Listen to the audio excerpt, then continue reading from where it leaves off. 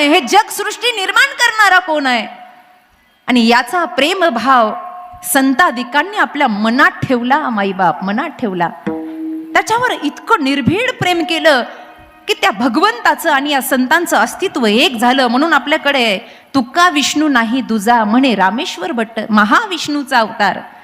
संत देव पहावयासी गेलो आणि देवच होऊनी. मीराबाई म्हणतात की नाही, लाली मेरे यार की जित देखूं उत लाल. लाली, लाली म्हणजे स्वरूप दर्शन. लाली मेरे यार की जित देखूं उत लाल. लाली देखन मै गई तो मै भी हो गई लाल. त्याला पाहायला गेले आणि त्याचीच होऊन गेले महाराज. पुन्हा काही उरलंच नाही. मी तू म्हणायला पुन्हा काही उरलं नाही. ही अवस्था ज्या या पंचमहाभूताच्या देहातून झाली आहे ना, आजचं वर्णन करत असताना एक प्रभाव आहे. हा 3.5 हाताचा देह दिलाय ना, हा गोमटा आहे, हा भजन करण्यासाठी दिला. आणि म्हणून पंचकर्मेंद्रिया पंच हात का मानव देह अल्लाह ने तुझ दिया. औट हात का मानव देह अल्लाह ने तुझ दिया. खाया पिया सुख से सोया ना कमाया सोया. खाया पिया सुख से सोया ना कमाया सोया.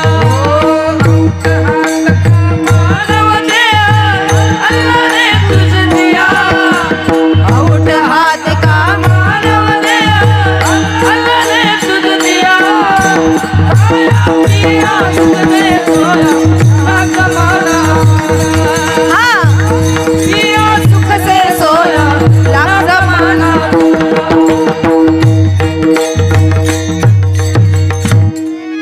औट हात का मानव देह हा भगवंतानं दिलाच की नाही. याच्यामध्ये जे इंद्रिय दिले, हात पाय कान, या सगळ्यांचा सदुपयोग सांगितलाय. हा देह भजनासाठी दिला, कारण या अगोदरच्या देहांमध्ये भजन करता येत नाही. आणि कहे ज्ञान नाही कोटे. वा नाही कोटे. आणि कहे ज्ञान नाही कोटे. आणि कहे ज्ञान नाही कोटे. आणि कहे ज्ञान नाही. देवाचे भजन आणि कहे ज्ञान नाही कोटे. आणि कहे ज्ञान नाही कोटे. याची नाही घरे देवाचे भजन नाही घरे देवा. आणि कहे ज्ञान नाही कोटे. आणि कहे ज्ञान नाही कोटे. या अगोदरच्या देहात करता आलं नाही. या अगोदरच्या देहात त्याचं भानही नाही. बुद्धी, मन, बुद्धी, चित्त, अहंकार. पण आता मानव देहामध्ये बडे भाग मनुष्य तनु पावा, या देहामध्ये भजन करण्यासाठी आपण आलोय ना, म्हणून या देहाचा सदुपयोग. म्हणून महाराजांचा एक प्रसिद्ध अभंग आहे, घेई घेई माझे वाचे गोड नाम विठोबाचे. तुम्ही काय करा, बेकार वो मुख है जो भगवान का सुमिरन ना किया करे. भजन वाचेने करा, हातांना टाळी वाजवा. ही वाचा फुकट जाऊ देऊ नका. काही काही लोकांना फुकट बडबड करायची सवय. तोंड दिलं ना भजन करा. वेळ थोडा जरी वाया चालला भानावर या. काही काही लोकांना हा वेळ घालवायची. काही लोक जगात अशी आहेत त्यांना वेळ जात नाही. हे 24 तास सुद्धा पुरत नाही. आणि वेळ जात नाही आणि काहींना वेळ पुरत नाही. हे 2 शब्द आहेत. त्यांना वेळ जात नाही. अख्खं मोबाईलचं रिचार्ज संपलं तरी वेळ जात, आणि काहींना वेळ पुरत नाही. याच्यातही ते देव म्हणतात, अरे देवा एक क्षणही वाया जायला नको आम्हाला भजन करण्यासाठी. एवढी बडबड, रिकामे बसतील, याचं उनं धुणं त्याचं धुणं. मला सांगायचंय पुढे. 2 बाया सार्वजनिक नळावर कपडे धुत होते, कपडे, आणि गप्पा चालू होत्या. एक जण म्हणली, अहो आमचा पप्याच्या बापाला जर विषय दिला ना बोलायला तर 2-2 अडीच तास एका विषयावर बोलतं. कोण म्हणली? एक जण म्हणली. दुसरी म्हणली, ते तर काहीच नाही, आमचं येडं असं आहे म्हणे, विषय नाही दिला तरी दिवसभर बडबड करीत राहते. आयुष्य त्याच्यात चाललं. घेई घेई माझे वाचे गोड नाम विठोबाचे. दुसरं सांगायचं पण आधी तिसऱ्याकडे जाऊ. तुम्ही आई का रे कान, आधी डोळे आहेत पण आपण तिसरं घेऊ. तुम्ही आई का रे कान, काय माझ्या विठोबाचे गुण, आणि मग डोळे तुम्ही घ्या रे सुख, पहा विठोबाचे मुख. कारण का, या कर्मेंद्रियाद्वारे जो आघात होतो ना, तो मनपटलावर होतो. जे ऐकलं, वाईट ऐकलं, एखाद्या व्यक्तीबद्दल वाईट घृणा निर्माण होते. जे पाहलं ते हृदयामध्ये उतरतं. म्हणून पाहत असताना भावना चांगली असावी आणि चांगलं पाहावं. सदा माझे डोळे जडो तुझे मूर्ती हे म्हणत असताना देवा सदैव तुला पाहावत राहावं. कारण का, गोड तुझे रूप, हे रूप पाहिलं की अनंत जन्मीचं दुःख विसरून जातं. भाग गेला शीन गेला, भाग गेला शीन गेला, भाग गेला शीन गेला, भाग गेला शीन गेला, भाग गेला. वा वा.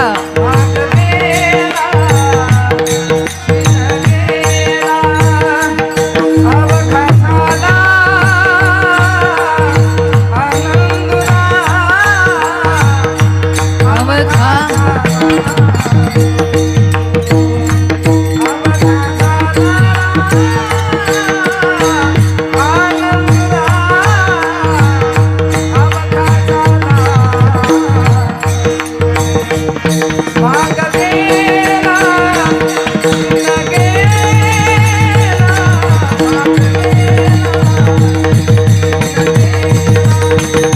वा वा.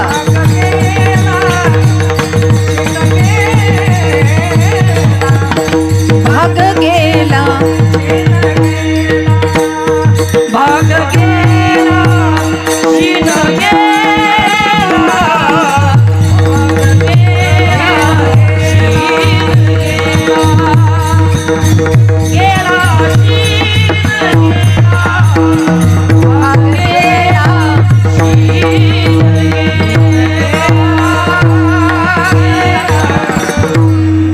अवघा झाला आनंद, भागही गेला, शिनही गेल्या, पण कधी देखलिया, हे महत्वाचं आहे.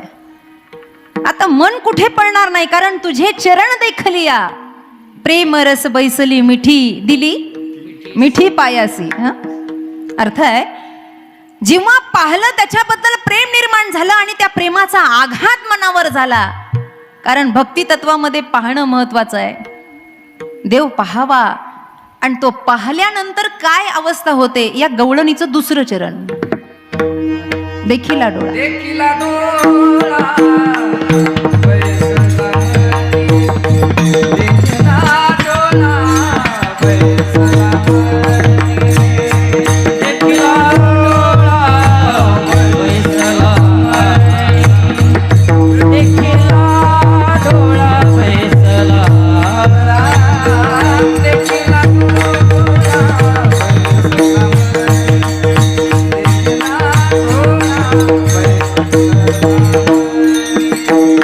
देखिला डोळा बैसला, देखिला डोळा बैसला,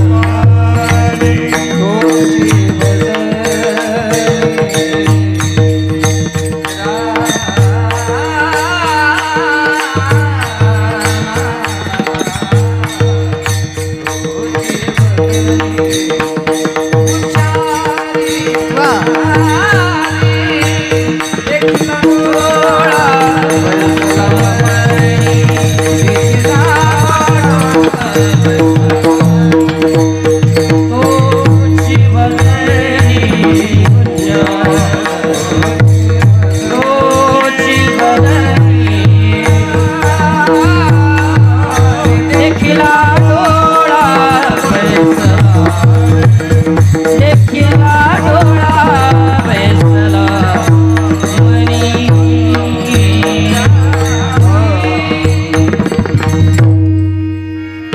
ज्ञानदेव म्हणे ज्योतीची निज ज्योती, ती ही उभी मूर्ती विटेवरी. माऊलींचा एक अभंग आहे. सत्य ज्ञानानंत गगनाचे प्रावरण, नाही रूप गुण वर्ण जेते, तो हरी श्री हरी पाहिला डोळे भरी. पाहणं महत्वाचे, पाहता पाहणे दुरी सारोनिया. या डोळ्यानं पाहलं, देखिला डोळा, आणि पाहिल्यावर काय झालं, मनामध्ये तो बसला, घर करून बसला. जगतामधलं व्यवहारातलं हे पाहणं महत्वाचं आहे. भगवंताला पाहत जा, तो आपल्यासाठी आलाय, त्याचं येणं आपल्यासाठी आहे. एखाद्या बालकासाठी आई संपूर्ण देहदान जसा करून टाकते ना, तसा किंबहुना धनुर्धरा, जो मातेची या उदरा, ते अस्तित्व भगवंताचं आहे, आपल्यासाठी आहे.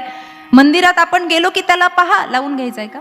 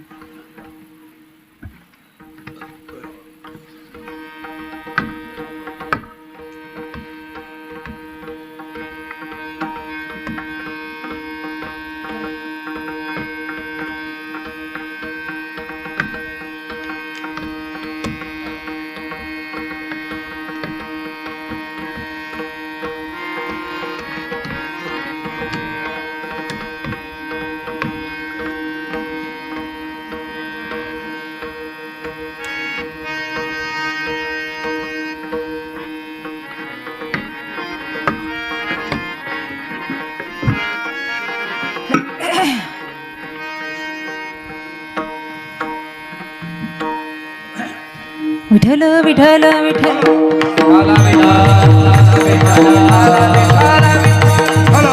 टाळी टाळी, विठ्ठल.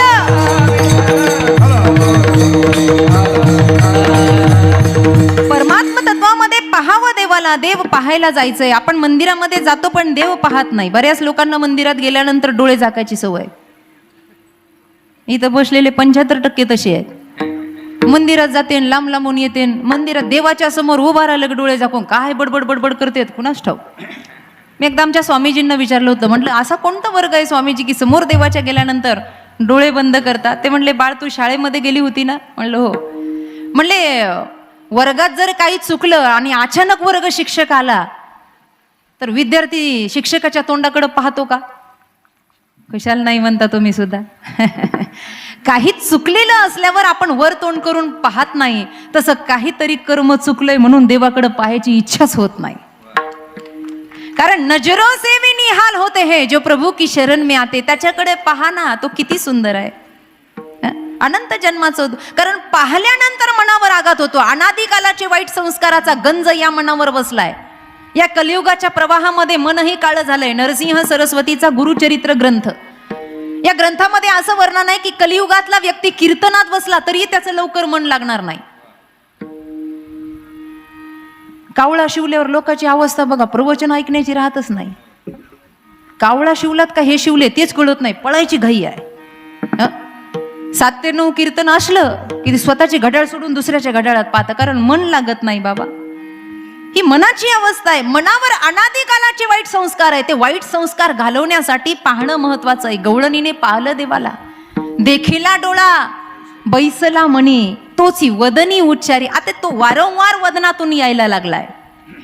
पाळणं हे जरी कर्त्याचं कर्म असलं तरी जे पाहलं ते भोगावं लागतं. एक उदाहरण आहे, तुम्हाला पटलं तर बघा. पाहत असताना व्यवहाराच्या दृष्टीनं काय पाहावं? वाईट पाहलं की वाईटच सोसावं लागतं माणसाला. म्हणून चांगलं पाहत राहावं. कधी काळी तुम्ही दृष्टांत ऐकलेला असेल, मला माहित नाही, ऐका. राजस्थानचा एक व्यापारी आला, राजस्थानचा. आणि व्यापारी आल्यानंतर काही 4-2 दशम्या त्याच्यासोबत 2-3 दिवसाचं काही भांडवल होतं. प्रवास करत करत करत करत आला. त्याच्या त्या दशम्या संपल्या, त्याची ती शिदोरी संपली. भूक लागली. पूर्वी काही वाहनांचा एवढा प्रभाव नव्हता, फोनही नव्हता, कोणत्या पाहुण्याला फोन करावा आणि अर्ध्यात काही शिदोरी मागून घ्यावी असंही नव्हतं. प्रवास करत करत चालला. एका पाटलाची आमराई दिसली त्याला. उदाहरण आपल्याला माहित असेल. पाटलाची आमराई दिसली आणि आमराईमध्ये तो गेला. पाडाचे लागलेले आंबे, आंब्याचे दिवस चालू आहे म्हणलं आंब्याचं उदाहरण सांगावं. आंबे दिसले, तोंडाला पाणी आलं, भूक लागलेली होती. त्याला असं वाटलं आपण आंबा तोडून खावा आणि भूक भागवावी. पण काय झालं, त्या काळात नेमके पाटलाच्या त्या आमराईमध्ये चोरी सुरू झाली होती. आणि पाटलानं एक दंड घेऊन, म्हणजे काठी घेऊन एक माणूस तिथं पहरेदारीसाठी ठेवला होता. पण पाटलानं त्या पैलवानाला सांगितलं होतं, समोर उभं राहायचं नाही, लपून उभं राहायचं. म्हणे का, चोरून कोणी खायला लागलं की त्याला मारायचं. व्यावहारिकतेमध्ये पाहणं चुकलं की त्या डोळ्यालाच ते सगळं भोगावं लागतं. उदाहरण कुठेही लावता येईल. ऐका, त्यानं तो पाहिल्यानंतर तोंडाला पाणी आलं, धावत गेला, आंबा तोडला. महिला मंडळ आंबा तोडल्यानंतर त्यानं त्याच्या रसेंद्रियानं रसास्वादन सुरू केलं. आंबा चाखायला त्यानं प्रारंभ केला. आणि असं करताना त्या काठीवाल्या माणसानं, त्या गड्यानं त्याला पाहिलं. तो धावत आला. तो जसा धावत आला, हा मला मारतो की काय म्हणून हा खाता खाता पळाला. आणि पळाल्यानंतर त्यानंही याच्या पाठीमागे पाठलाग केला, त्याला पकडला आणि बेदम मारला. आणि मग हा रडत बसला. किती सोपं आहे ऐकायला. प्रत्येकाच्या जीवनात काहीतरी टर्निंग पॉइंट असतो. त्याच्याही होता म्हणून त्या राजस्थानी व्यापाऱ्यांनी याचं कवित्व केलं. आणि ते कवित्व असं होतं, जिन देखा दौड्या नाही, जिन देखा उन दौड्या नाही, गया दो जना. ज्यांनी पाहिलं ते गेले नाही. जिन देखा उन गया नाही, गया दो जना. जिन गया उन आम तोड्या नाही, तोड्या दो जना. जिन तोड्या उन खाया नाही, खाया घनो जना. मारवाडी बसलेले गीत कोणी? मारवाडी गावात आहे मला माहिती आहे, इथं नाही ना आले. घन चोखो माल त्यांना सांगा. जिन देखा उन खाया नाही, खाया घनो जना. जिन खाया उन रस चाखो नाही, चाख्या एक जना. आणि जब रस चाख्या तर तो मारायला आला. मग जिन रस चाख्या वो दौड्या नाही, दौड्या दो जना. जिन दौड्या उन पकड्या नाही, पकड्या दो जना. जिन पकड्या उन मार्या नाही, मार्या दो जना. और जिन मार्या उन रोया नाही, रोया. कळलं तुम्हाला? सगळ्या कीर्तनकार आहेत का काय? जिन देखा उन गया नाही. ज्या डोळ्यांनी पाहिलं ते चालत गेले नाही. डोळे चालतात का? डोळे चालत तरी प्रवास केल्यावर आपल्याला थकवा जाणवतो. आम्ही कोसो किलोमीटर प्रवास चालू आहे, हे सगळी भावंड आम्ही फिरतो. मग गाडीमध्ये असे पाय टाकत जातो का? मग तरी आपण काय म्हणतो? फार थकलो, डोळे थकतात डोळे. हा प्रवास डोळ्याचा आहे, पण तरी सुद्धा डोळ्यांना पाय नाही. जिन देखा उन गया नाही, गया दो जना. पाय चालत गेले. जिन गया उन आम तोड्या नाही, तोड्या. पायाने आंबे तोडतात का? का बापगावला उलट आहे, माणूस असा उलटा होतो पायाने आंबा तोड, असं आहे का? नाही, हाताने आंबा तोडला. जिन तोड्या उन खाया नाही, खाया घनो जना. म्हणजे 32 दातांनी आंबा तोडला, खाल्ला. पण जिन खायो उन रस चाख्यो नाही, चाख्या एक जना. फक्त जिभेने त्याचं रसास्वादन केलं.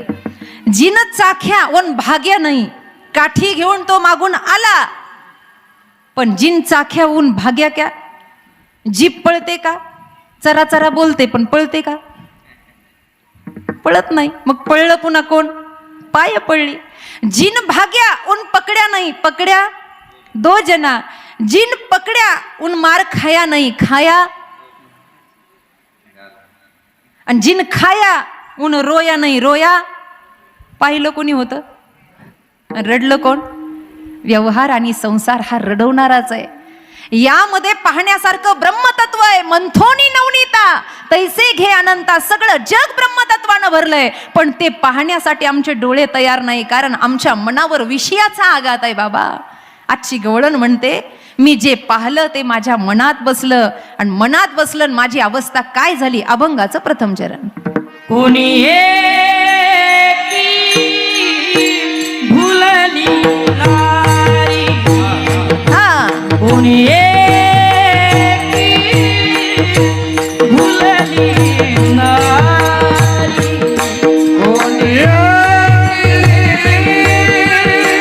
भुलली नारी,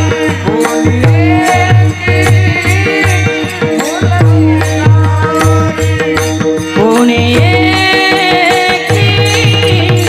भुलली नारी, कोणी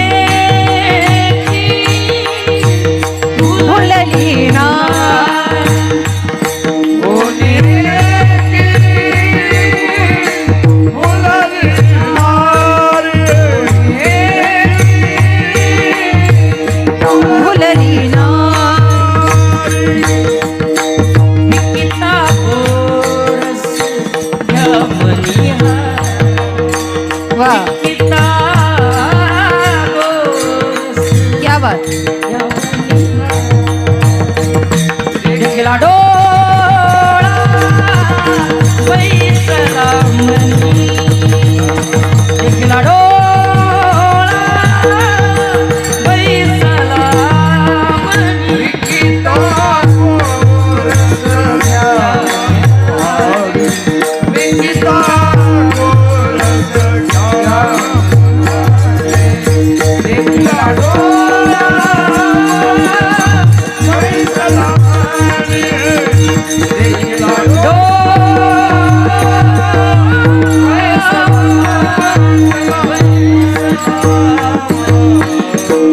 ही अवस्था झाली तिची, ती भुलली ओ कृष्ण प्रेमामध्ये. तिनं इतकं सौंदर्य, सगळ्या जगाचं ध्यान तिनं पाहिलंय यशोदेच्या अंगणामध्ये. सगळ्या जगाचं ब्रह्मतत्व तिनं पाहिलं. तो एकटाच पाहण्यासारखा आहे जगतामध्ये. जगतामध्ये लोक म्हणतात आम्ही इतकं फिरलो, इतकं पाहलो. कधीतरी बसल्या बसल्या असं वाटत नाही का ग की देवाला पाहावं असं वाटतं का? वाटतं? पाऊस पडन का? रिकामं बसल्यावर कधीतरी वाटत नाही का? पुरुष मंडळ वाटत नाही? लोक आम्हाला सांगता महाराज 4 धाम 4 वेळेला झाले, आतून आवाज येतो म्हातारं त्याच्यामुळं बिघडले. जास्त फिरल्यामुळं मित्रपरिवार भेटला ना. खर तर तीर्थयात्रा ही वैराग्याची आहे. पाहलं भरपूर, जग दुनिया पाहिली बाबा, पण जग दुनिया ज्यानं निर्माण केली त्याला पाहण्याची इच्छा नाही काय? जे पिंडी ते ब्रह्मांडी, मग ब्रह्मांडातलं ते पिंडात बघायला नको का? जे ब्रह्मांडात खेळतंय ते ब्रह्म या हृदयात नांदायला नको का? आणि एकदा त्याला पाहिलं की जगात पुन्हा पाहण्यासारखं काही राहत नाही. जगातलं सौंदर्य फिकं होऊन जातं. राजस सुकुमार, मदनाचा पुतळा, किंवा देखोनी या तुझ्या रूपाचा आकार.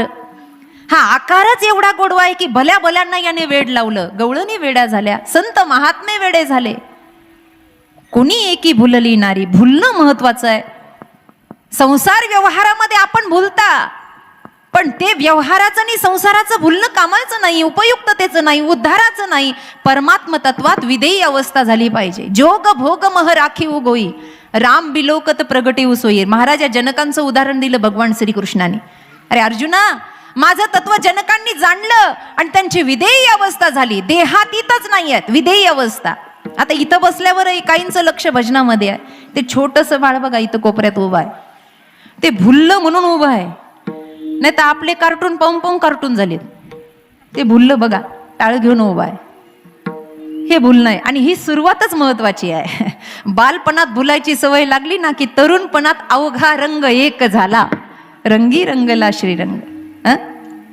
कीर्तनात बसलं तरी मनुष्य भुलला पाहिजे. देवाचं धारणा सुरू झाली. महाराजा जनकांची चर्चा ऐकली होती एका संत महात्म्यानं, आणि त्यांनी ऐकलं होतं की राजा जनक हे फार भजनानंदी आहे. महाराजा जनक, आपण रामायण ऐकून आहात, त्यांचं असं होतं की ते दिसायला ग्रहस्थी होते पण असायला परमार्थिक होते. काही लोक असायला परमार्थिक आहेत, दिसायला ग्रहस्थी आहेत. काय आहे?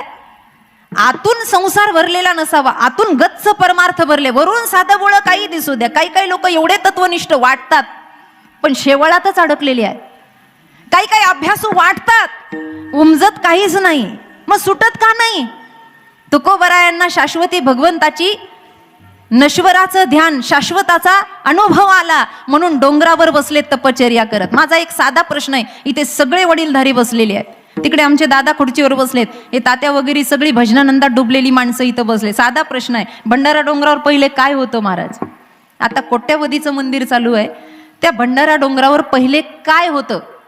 काही अस्तित्व देवाचं सगळीकडे आहे. मग आज मंदिरं कशाची आहेत? खरं सांगू, भजन करायला आपण जागा शोधतो. तुकोबरायांना जिथं जागा सापडली तिथे तुकोबराय बसले, आणि जिथे ते बसले तिथे आज मंदिरं तयार होत आहेत.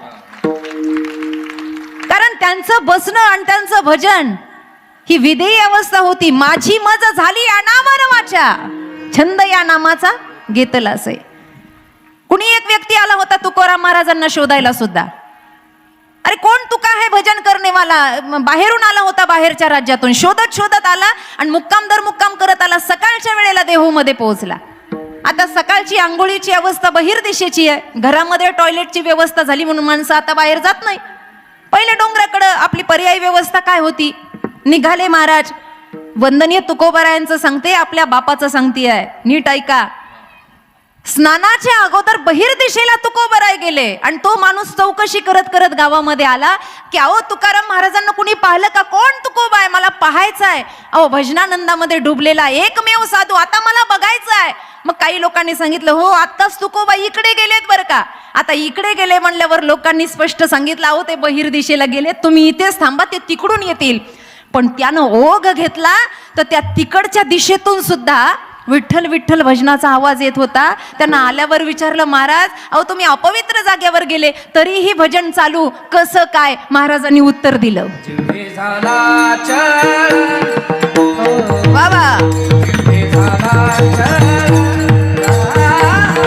जिवे झाला चढ, जिवे झाला नाही अवसान ते क्या बात. नाही अवसान ते क्या बात. नाही अवसान ते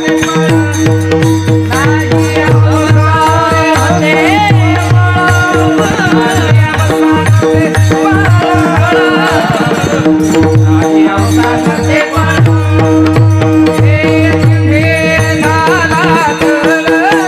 नाही अवसान ते